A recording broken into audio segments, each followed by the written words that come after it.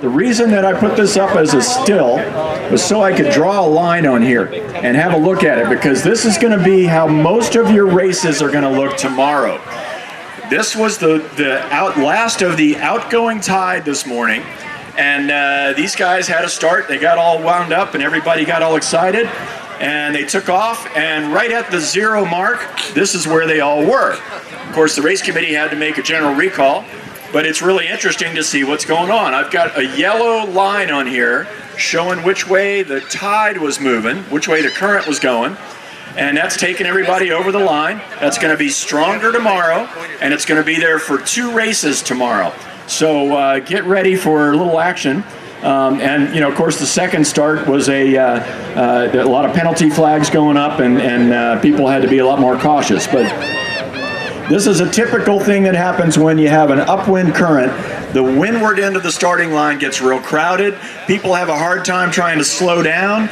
People get shut out at the boat. As you see, there's one boat on the end there that is having to do a circle and turn around and come back. And there's lots and lots of room on the leeward end of the starting line. And the longer your course is, the better it is to maybe look for those places where you can just be clear and clean off the line. So left-hand side of the line in an upwind current is a little safer. Now we'll just look at slightly later in the day, we watched the J70 start. Now this had a little different current. It wasn't exactly going downwind, but it was going sideways to the line. So what that did was it made a lot more space at the pin. Again, it's pushing everybody up to the windward end and making them get all stacked up on the high side of the line. Interestingly, if you think about the current situation in this particular type of race, at the bottom of the course there was a stronger current than there was at the top. Basically, there was about a little over a knot of current at the bottom. You can see that it's turned the anchored pin boat, sideways to the wind.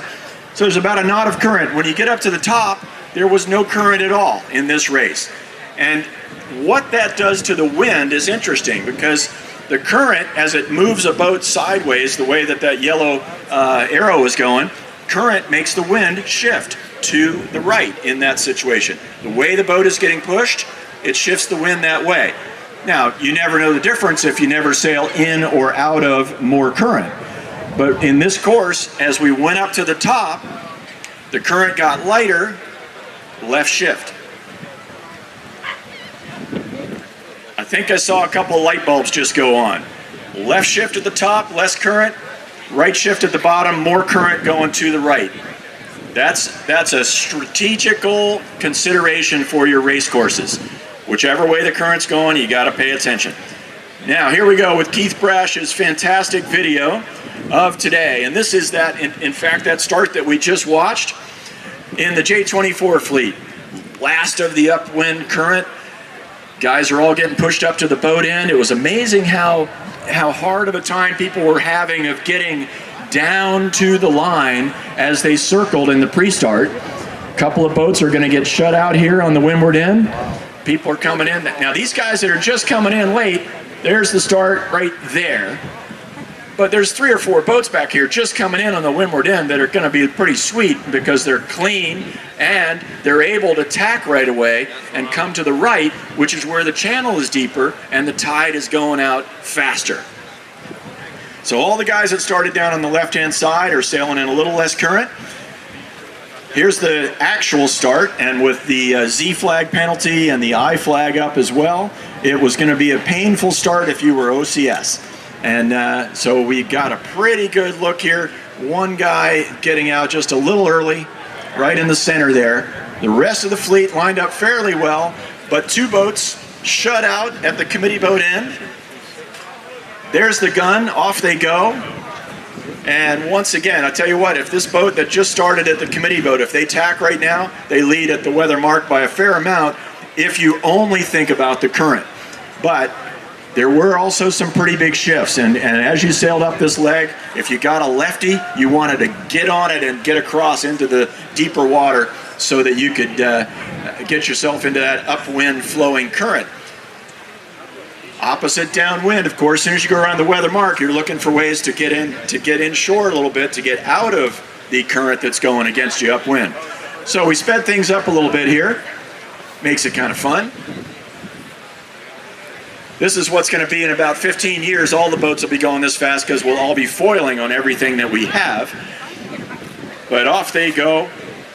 These guys going off to the right side. There was an amazing, one of these boats, I don't think it's this one, I think it's just to leeward of him. But one of the boats, yeah, right down in there. Those two boats were shut out, did a circle, came back, tacked right around the committee boat, went out to the right-hand side, and passed half the fleet by getting into really better current out there and a nice little right-hand shift that they get right about now. But it was really noticeable as you went over to the right.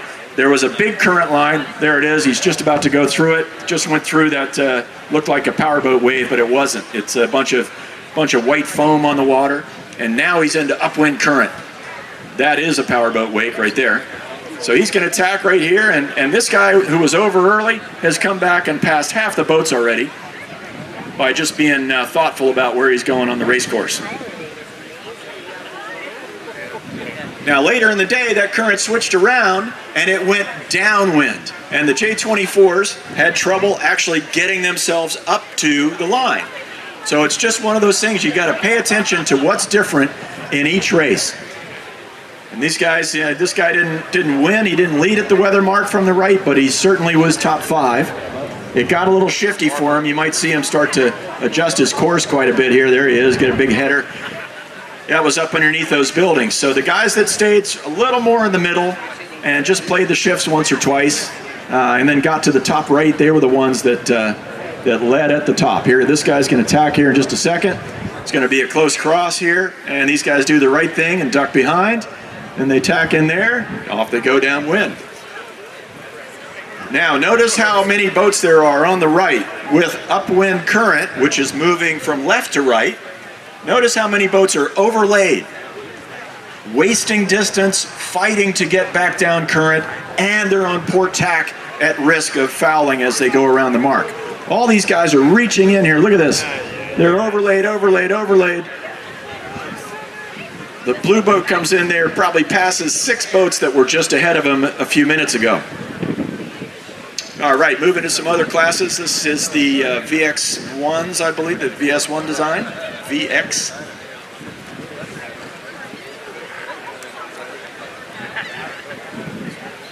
They had an exciting race. It was just windy enough for them to really go fast. Not only downwind, but they were going well upwind too. So here we go. One guy says, I'm going to cross everybody. I'm going to port tack the fleet, and it looks great. He's so excited. He trimmed in. He's crossing, and he just gets a little header here and can't quite cross this guy. So he tacks right on the face of somebody else, and it was right about now that he got the message that he was over early. So that's a bummer, and he had to go back. He certainly went from hero to zero on that one, but a good effort. He had a plan, and he went for it. I have a feeling in the first race that somebody may have done that. This was race 2, so I just got the feeling that somebody had done it before, and that's why they tried it. But the VXs were smoking around the course. Here comes the J80s.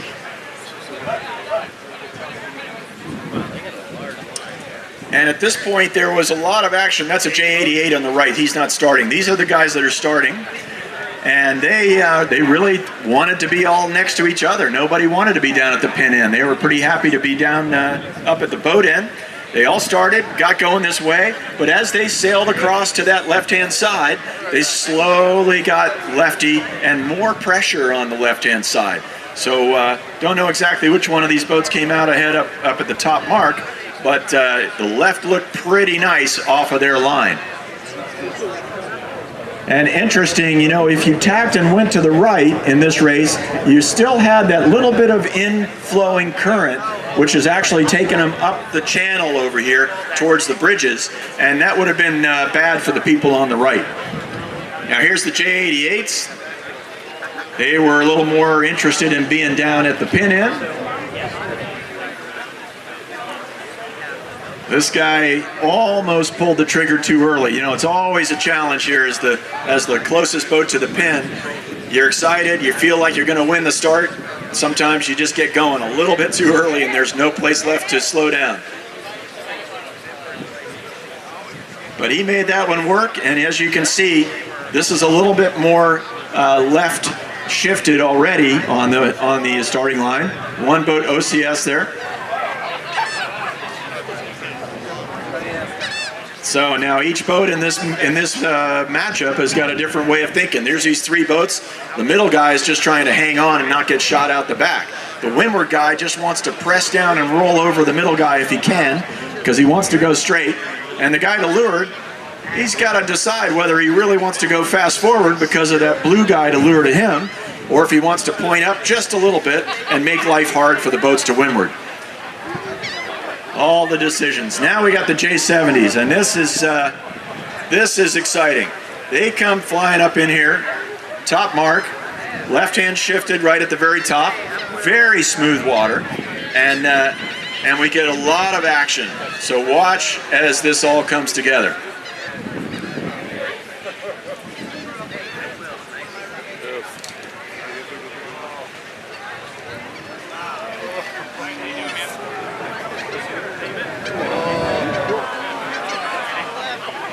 You know, it was really unbelievable. We were just about 6 or 7 boat lengths away watching this, and you could hear everybody very politely discussing what each other needed to do as they went around this mark. Yeah, we saw a couple of mistakes here and there. But again, you know, you get up to that top left, and you get a combination of a little bit of current under your bow and a little bit of shift coming off the shore. All of a sudden you're overlaid, and yes, you gained on the group, but you're overlaid. Now you got to come back down, and you're on port tack. So really be thoughtful about how you approach. Now here's the second group coming up doing the same sort of thing. And you can see just how much that left side is, everybody's happy, and then all of a sudden they get overlaid. Look at the fleet coming in here, overlaid. And you know, what are you thinking now if you're on port tack?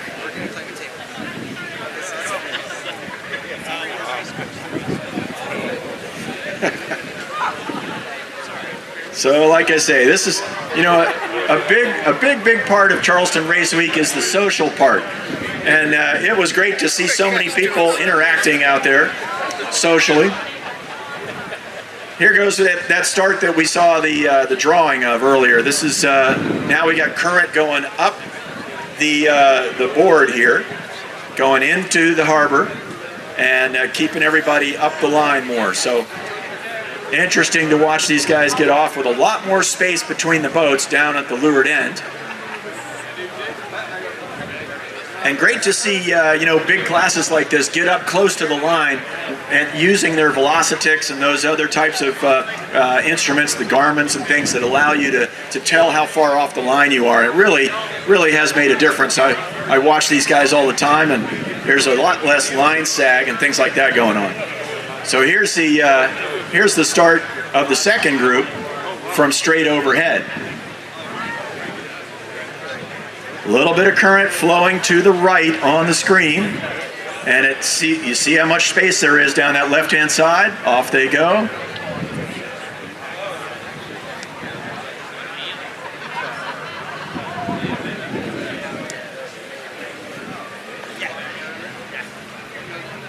You know, it was an amazing day out there. I hope that I hope everybody comes in with some great stories. I know there's a lot of tired people because that was a lot of racing and some good breeze. But you know what we did this morning? We talked about the weather forecast at 7:30 for the offshore boats and 9 o'clock for all the inshore teams. And the forecast we had today was just what we saw out there.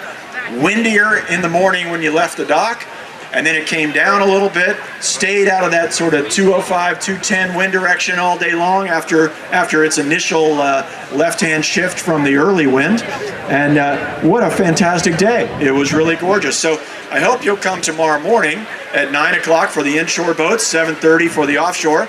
We'll talk about the weather again. And right now I'm just going to run this video back through again because once again I'll tell you, Keith Brash, who's sitting back here trying to hide, Keith is a fantastic photographer, gets all these wonderful things for us, and makes it a lot of fun to watch the day's racing. So, again, my name is Ed Baird. Thanks for coming down tonight. Hope you're having a great time. Enjoy this. Let's go watch the Pro-Am race on the dock as well. So, have fun. See you tomorrow morning.